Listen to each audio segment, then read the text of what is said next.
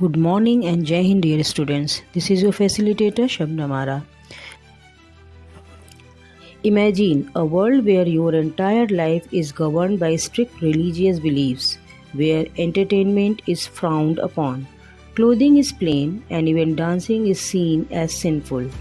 Welcome to the Puritan age of the early 17th century. But who were the Puritans and why did they shape history so profoundly? Let's dive in.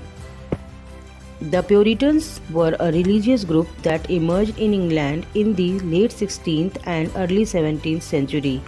They believed that the Church of England was still too similar to the Catholic Church and needed further purifying, hence the name Puritans. They were strict Protestants who emphasized hard work, moral discipline, and devotion to God.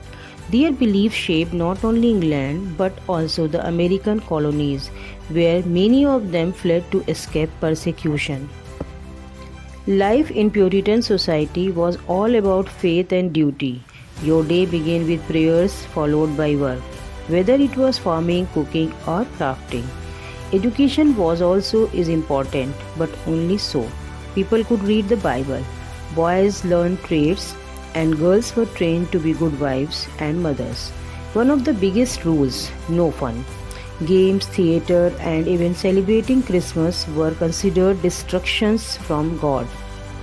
The first half of the 17th century is known as the Puritan Age. It is also called the Age of Milton. Milton was the greatest poet of this period, as first King James I and the Charles I ruled England during these years. It is also called as the Jacobean Age, adjective from James, or the Caroline Age, adjective from Charles. By this time, the Elizabethan zest for life is gone, and the Elizabethan exuberance and optimism have been succeeded by a mood of disillusionment and defeat. There was no real heir to the throne at her death. It was caused a sense of insecurity and uncertainty.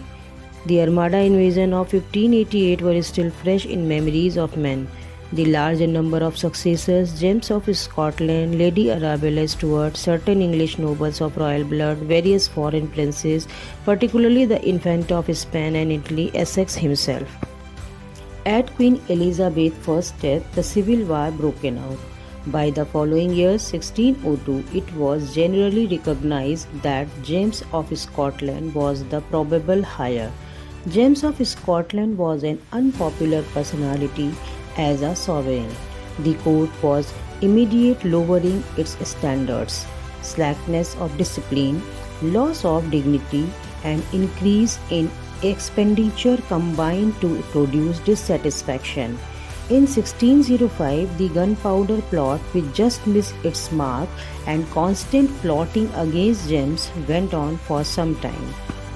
In the broadest sense, Puritanism may be regarded as the Renaissance of the moral sense of man. The Greco-Roman Renaissance of 15th and 16th century was largely pagan and sensuous. It did not touch the moral nature of man. It did nothing for his religious, political, and social emancipation. The Puritan movement, on the other hand, was the greatest movement for moral and political reform. Its aims were religious and liberty, that man should be free to worship according to their conscience, and that they should enjoy full civil liberty. The Puritans wanted to make men honest and to make them free. They insisted on the purity of life. In matters of religion, the Puritans were fanatics. They were extremists. They had very strict rule about life and conduct. They were against common pleasures, drama, singing, and dancing considered as immoral. The Puritan legacy. Despite their harsh rules, the Puritans left a lasting impact.